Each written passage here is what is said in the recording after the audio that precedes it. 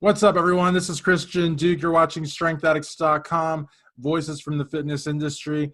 I would be remiss, in the words of the great Bob Ciccarello, if I did not interview IFBB Hall of Famer, Sugar Shawn Ray. Welcome. All right. Good to be here, brother. Definitely. I really appreciate you taking the time to do this. You know, you're so busy. You do so many different things in the industry. And I kind of want to take it all the way back. I mean, you're not that old, but you have been around for quite a few years. 30 plus years. How many? 30 plus. Wow, that's crazy. If you can take us back, this is the only question that'll be a little on the generic side, but I have to ask.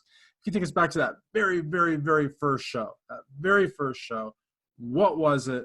And take us from there to earning your pro card. That was 1983, the Orange Coast Classic here at Newport Harbor High School, about maybe 10 minutes from where I live now in South Orange County, California. 5.5 months after I started training at Needham's Gym. I got to tell you, no, it wasn't Needham's Gym. It was Star Gym, Brea, California. A friend of mine I went to school with, his dad came to my high school, did a weight training demonstration, and was using insane amounts of weights for us to watch as teenagers because no one in our high school was lifting that kind of weight. Invited us all over to work out at his gym anytime. And, of course, me being friends with the son's owner and being highly impressed with the poundage the guy was lifting, I took him up on it. It was maybe a 10-minute walk from my dad's house, or actually I should say with the house I grew up in. My parents divorced in '83 when I started lifting weights. And maybe that was a little bit, when I look back, I mean, that might have been a little bit of my finding something to do with my time in the absence of my mother. My mother and father divorced. She lived in Long Beach. It's about a 40-minute drive. My dad stayed in the house I was born in. And finding this bodybuilding at the time football season was over, it gave me something to do with my spare time. I don't think I let it process the separation, which was probably a little bit long overdue. But falling in love with the weights, making new friends, moving in an area that I never really moved in, and it was a learning process for me the same way the love of football was. I found it as my second home. And 5.5 months later, I was on a bodybuilding stage, and I got best poser and second place in the teenage category, which had no weight category. It was just all teenagers against whatever. And from there, I was hooked. I passed out high school. I go to the gym I work out at. So it's kind of fond memories because I never saw a bodybuilding show when I stepped on stage to compete.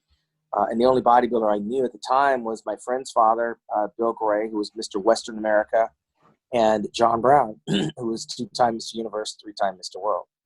So when I stood on that stage for the first time, imagine yourself never watching a football game, and the first time you play, you got to learn it's baptism by fire. And I took to it like a fish to water. And the following week, the guy that won that contest I was in, I actually wound up beating him at the California Gold Coast in Fullerton. California Gold Cup, yeah. That's amazing, because, I do a lot of seminars with Gary Udit, NPC Mid-Atlantic Zone Chairman. It's one of the things that he always says, is watch a show first, go to a show first. Yeah, I say the same thing. I say it now, yeah. But, for you to actually, you didn't plan it this way. This is just the way that it happened.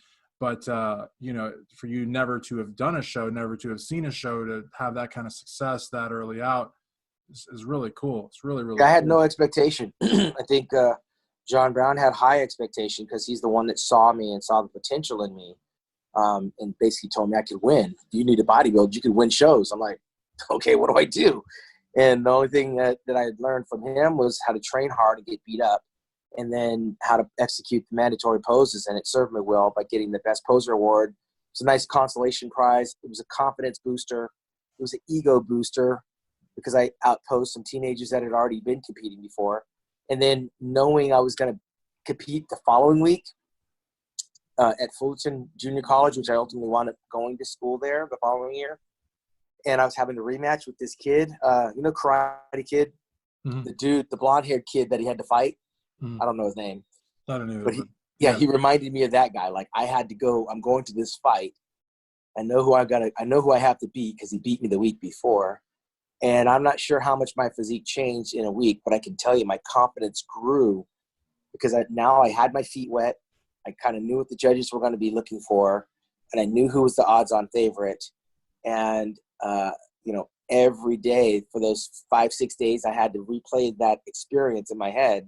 I had that one guy in my head, and I won the middleweight class because it was broken up into classes. He won the heavyweight class, and then we had the lightweight guy join us. And in that pose down, which I, was very unfamiliar because now we only have 3 champions, going into that pose down, it was like, I had revenge on my mind. I had redemption on my mind. I had a purpose. And winning that show, getting best poser, middleweight champion, most muscular, and the overall winner, I left with 4 trophies that night. And it validated all the things that John Brown had told me he saw in me potentially as a bodybuilder. He told me I could be teenage Mr. California. He told me I'd be teenage Mr. America. He told me that I could be a junior world champion and I could beat Dorian Washington, who at that time was a big name. And there was other kids out there. Eddie Robinson's name was being thrown around, and Franco Santarillo's name was out there, along with a few others. And lo and behold, I would, as the time came, I would run into these guys, with the exception of Dorian Washington, and ultimately beat them all. So I had a very good confidence boost right out of the box. A lot of guys don't have that. So when you started bodybuilding, I mean, from that very, very first show, the NPC was already around, so you didn't have to go through that whole AAU thing and turn pro. No, my first 2 shows were NPC, and then I went to do the Mr. Teenage LA, and the Teenage LA they didn't have a Teenage LA in the NPC, so I jumped into the Open Mr. Los Angeles competition as a teenager. And I got 3rd place.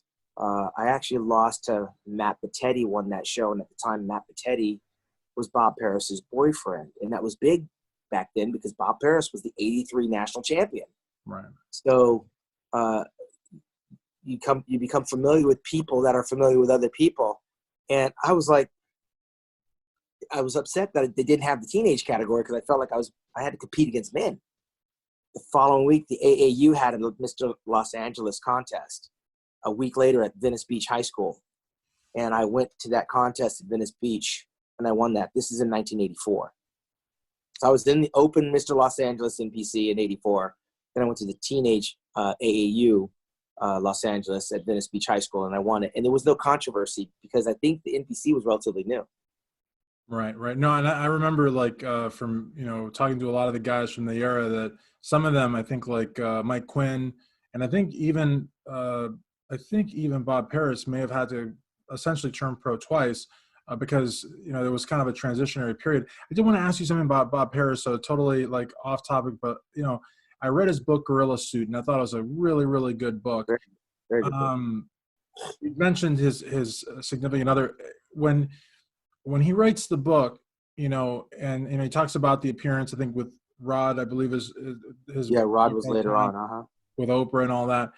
But back in this time frame, did people know that Bob Paris was gay? Did they know, or was it? I think the people in the community, obviously maybe not nationally because they didn't have a platform to publicize it, but Bob didn't hide.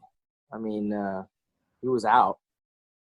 Training at Gold's Gym and World's Gym. I mean, people knew, even with Chris Dickerson and some of the others. I don't think it's like color. I don't think people gave a crap. Nobody, you're in the gym training. I don't think anybody's questioning your religion or your sexuality or even your race, which is the beauty of bodybuilding. Right. But I think when you go to the shows, and I was a bodybuilding sponge, I went to all the shows like I still do now.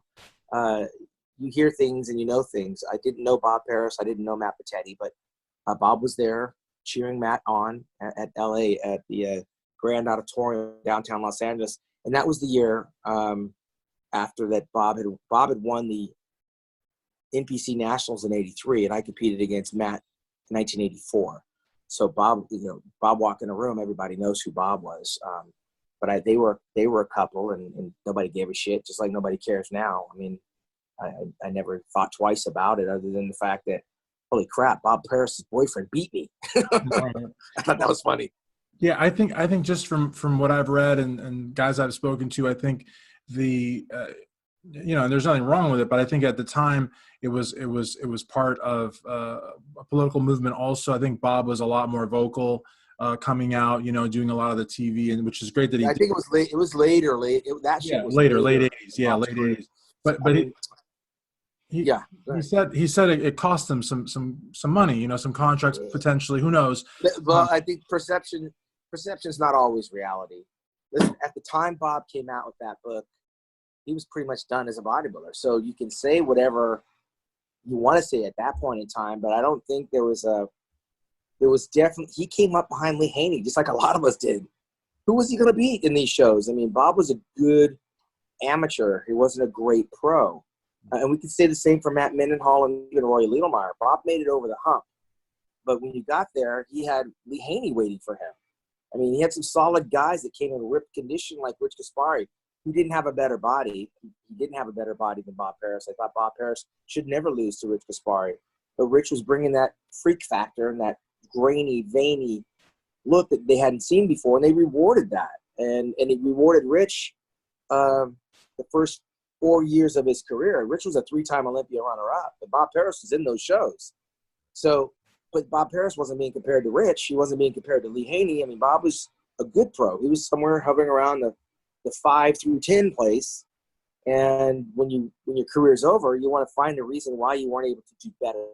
I think Bob wasn't able to do better like I wasn't, because the look of professional bodybuilding was changing. It was changing. It was changing into a freak look. Bob was a beautiful look. Nobody ever called Bob freaky. Nobody even called him big. But Bob was 6 foot, 230 pounds.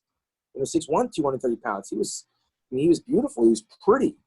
But bodybuilding was changing into this gnarly, massive. I mean, Gary Strydom came on the scene with those big deltoids in 1986. He was up against some stiff competition.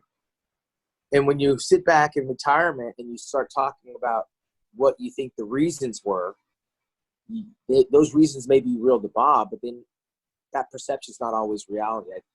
I'm not sure Bob should have beaten Lee Haney, for example. So if you're not going to beat Lee Haney, it doesn't matter about all the other shows, because Lee Haney was the one winning the most important show. Just like Dorian Yates, just like Ronnie Coleman, they were both thrown the kitchen sink in terms of myself and Kevin Veroni and Flex Wheeler. We threw everything we could at them. But the judges, and I say it loud and I've always said it, the judges weren't rotating. So they had it in their mind what they wanted.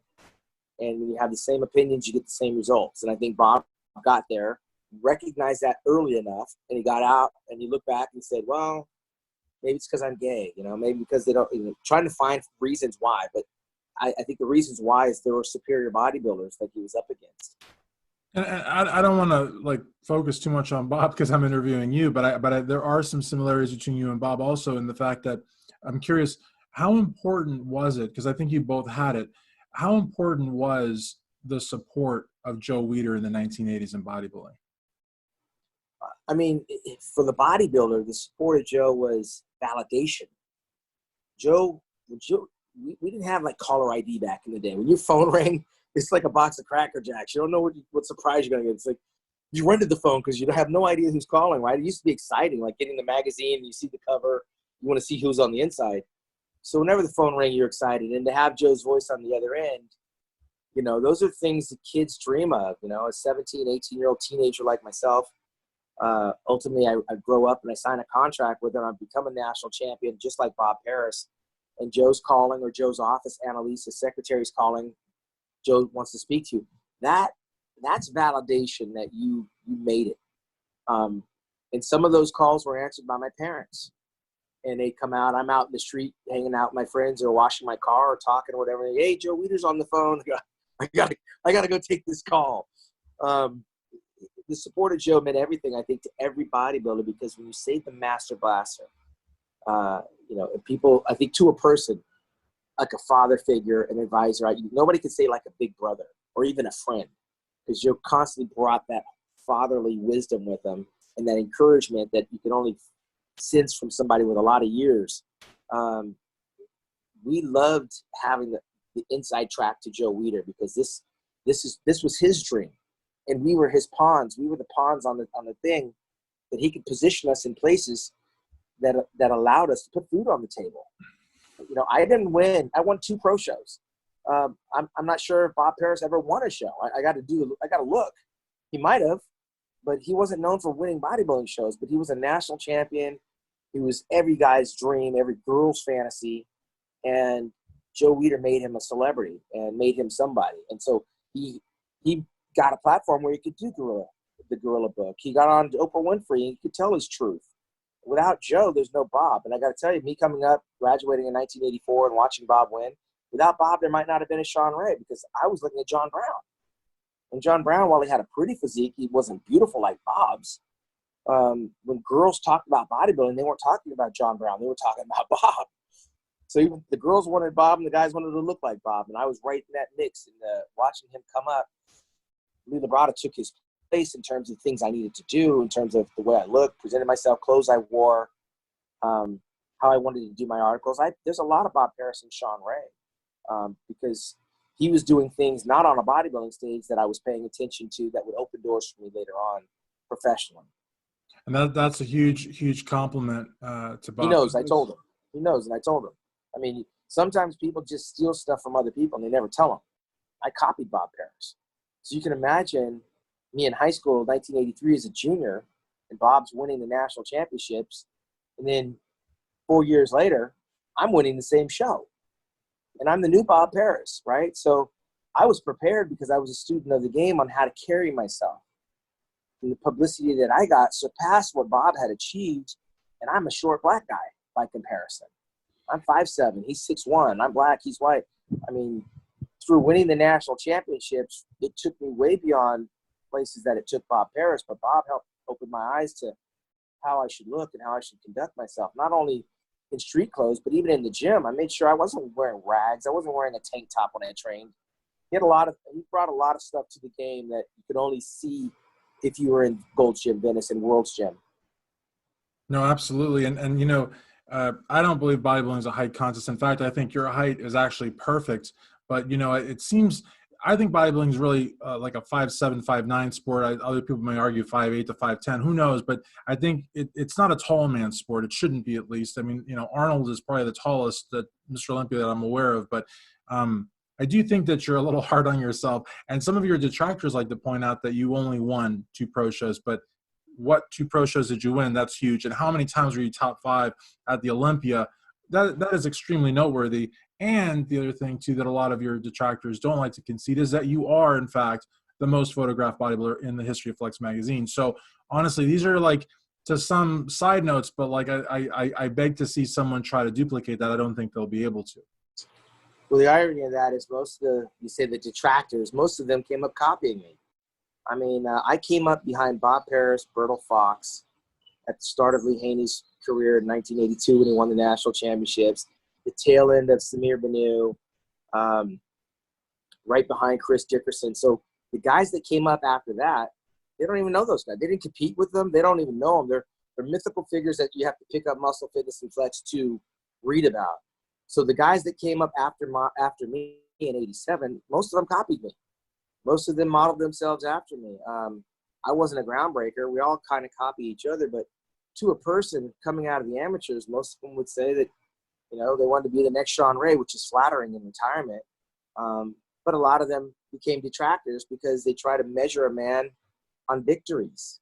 And I just made a quote on Instagram the other day about Arnold Schwarzenegger. He said, it's not how many contests you win. It's what you do in the face of, you know, conflict, controversy. And that's what makes you stronger. So only one person can win the Olympia. Let's be real. It's been around for 55 years. There's 15 champions. If I start telling you some names of bodybuilders that never won the Mr. Olympia, you'd be flabbergasted because you just assume they should have. I'm in very good company, but I spent my life chasing a Mr. Olympia title behind legendary bodybuilders. Is there anyone greater than Lee Haney with 8 wins of the Olympia in a row that retired at 31 years old? Is there anyone better or anyone greater than Ronnie Coleman, who came from the back of the pack in 1992, was dead last, and it took him 5 years before he actually won, and when he won, he held on for 8 years and then got a first runner-up after that? I mean, besides the people that won, all the rest were left wanting. Some, it's a political reason why they didn't win. Some, they just got beat by better bodybuilders. But I didn't set out to win 30 pro shows, 40 pro shows. I didn't start bodybuilding to compete for 30 years of my life. I retired at 35. When I was done with my passion, I found other things. You know, I wanted to be married. I wanted to have a family. I wanted to raise my kids. I didn't want to spend my life in a gym, and my sole existence is how many calories I eat and how many inches my arms are. There's more to life than that. I didn't want to look back at 50 years old and go, what did I do with my life? Oh, I did the same thing as a teenager that I did in my 20s, 30s, and 40s and 50s. Some people, that's what gets them out of bed. Robbie Robinson, Tony Pearson, Vince Taylor, Albert Beckles, Dexter Jackson. Those guys are lifers, and they're no less because they love it, because it's obviously created a certain lifestyle for them. I loved bodybuilding. I wasn't in love with bodybuilding. Bodybuilding opened doors that I didn't think were going to open, and when those doors were slowly opening, behind those doors, there were other doors. There were opportunities. Wow, I opened this door. I'm in China because I was a great bodybuilder. Now I'm working with an equipment company that's paying me to endorse their product. Now I'm doing seminars with a translator. Wow, because I'm here, now I can go over here to Korea. From Korea, I'm in Dubai. From Dubai, I'm over in Russia, and I'm in Finland. I mean, all these other doors were opening, and I was in love with traveling. I became in love with history. I became in love with people and things that superseded the pump, the prize money, the need for competition. So I walked away. And when I look back, I'm like, wow, I did. I competed 14 years as a pro, and I only won 2 shows, and I got 1 disqualification. So I would have had 3 wins. Is that what I'm remembered for? Because a lot of people don't measure me up for not winning the Olympia. A lot of people actually argue that I should have won the Olympia, and that makes for a good pillow at night when I put my head down. But it was 20 years ago. I'm so beyond that, and then the detractors come in and they want to measure you on wins and losses, which is such a joke based on all the things that those 2 little victories provided me, my family, my lifestyle, my confidence, my frame of reference, the amount of friends and business associates I have, and the lifestyle that I was able to live from those 2 victories that I got back in 1990 and 91. You could say I'm still living off of them. You know, and I have so many questions. I have to limit myself. There's this thing's gonna be like a 5-hour interview, but there's so much focus on the 90s, and the 90s were you know, epic for bodybuilding fans. But the 80s, though, I don't want to leave the 80s just yet, because was there anyone? I mean, you know, there's names. You know, there's often names thrown around: Mike Christian, Lee Labrada, Rich Gaspari. You, even though you were really young, but you. But was Haney even beatable? Because I feel like, no disrespect to Dorian, but I feel that Haney's domination of the 80s was far more pronounced than Dorian's of the 90s. You know? Yeah, Haney was unbeatable in the 80s. There was no one that was going to beat Haney in the 80s, including Gary Strydom. He exposed him. It was almost like when they took the stage for the first time, 1988. I was there as a rookie. You got to remember, Haney won the very first national championships for the NPC ever in 1982. Because Gary Strydom won it in 1986 from South Africa. That's how he turned pro. And there was this talk that he's suddenly the same height, literally the same weight, but he's got better delts. He actually looks bigger in the gym. This was inevitable, this Showdown. 1987, they were trying to throw Barry DeMay from Holland because he was a 6-footer, but he was too thin. So here we got this countdown to 1988. Mike Christian, who won the 84 Olympia or NPC championships, was supposed to be the guy because they were the same height, and Mike was big, but Mike had no legs. He had no hamstrings. He had no calves. So now here comes Gary Strydom with calves, with very squarish calves. Or I'm sorry, it's squarish quadriceps by comparison. Had a nice midsection, but he had a horrible back. And that's where you realize the Olympia's won on the back. So 88 comes along, Gary Strydom over diets according to him, and he's regulated to like 5th place. And we realize that Gary Strydom doesn't know how to pose. And the Haney pose circles around him. So that conversation from 1988 with Gary Strydom being the next big thing disappeared. And of course, it was easy for Gary to then go to the WBF. ultimately, I beat Gary Strydom in 1990 Ironman, which was another feather in my cap because I looked at Gary as the. Oh, sorry. That's okay. I looked at Gary. I like that image. It reminded me. Do you know who Todd Howe is? I know Todd. Yeah, he has like images like that. Like that's your image, but he has images like that. But anyways, go ahead. Yeah, sorry. So when I saw Gary in 1988 and getting 5th place, he was supposed to be the heir apparent. And then I got these calls coming in. It's okay. You're a popular guy. Don't be sorry. So I see Gary come in 1988, and he's supposed to be the heir apparent. And then I'm standing next to him in 1990 at the very first Pro Ironman, and I wind up beating him too. It gave me the confidence that maybe I'm the heir apparent. Maybe I'm the next in line because I just beat Gary Strydom. And then Gary went to the WBF and kind of, that's a different type of judging criteria. But in the 80s, they threw Rich Gaspari at Haney just based on condition because Gaspari just didn't have the height, didn't have the shape or the symmetry. So Lee didn't get hit with as many things that Dorian got hit with. Dorian got hit with Kevin. He got hit with me. He got hit with Vince Taylor. I mean, Nasser El Simbadi. I mean, we threw the kitchen sink at Dorian Yates. None of us could penetrate it, whereas Haney was only throwing with Gaspari. Prior to Gaspari, it was a 47-year-old Albert Beckles. And prior to Albert Beckles, that was in 85. Prior to Albert Beckles in 84, it was a very diminutive 5'2" Canadian Egyptian in the form of Muhammad McAway that was weighing 160 pounds. As great as Muhammad McAway looked by himself, he just looked like Lee Haney's little brother. Even though Muhammad McAway in 1983 beat Lee Haney in his first Olympia, the reason was the polish. But you got to remember, Lee Haney was maybe 22, 23 years old in that Olympia back in 1983.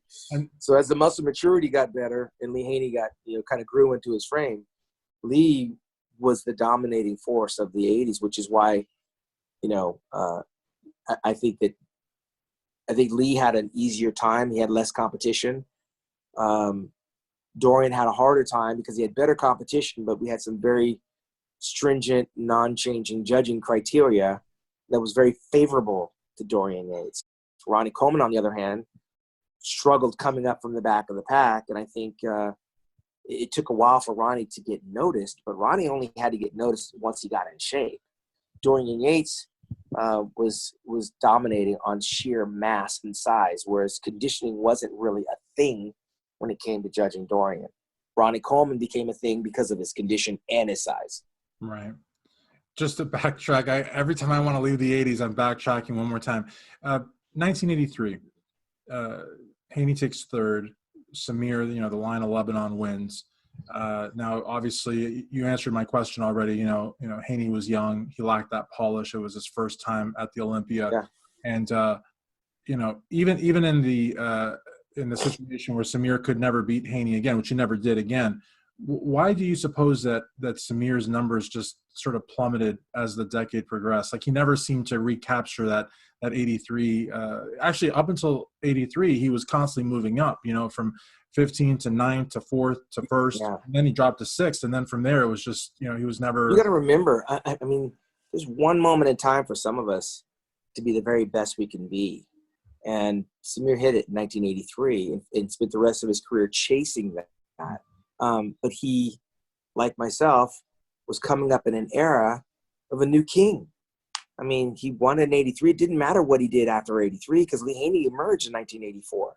And there was no looking back for Lee Haney. I mean, Samir was never in a final call-out with Lee Haney ever again because Lee Haney put so much distance between himself and Samir and even Muhammad McAway. Neither one of those guys. I mean, sometimes when you hit your peak, it's it. You can't come back to it.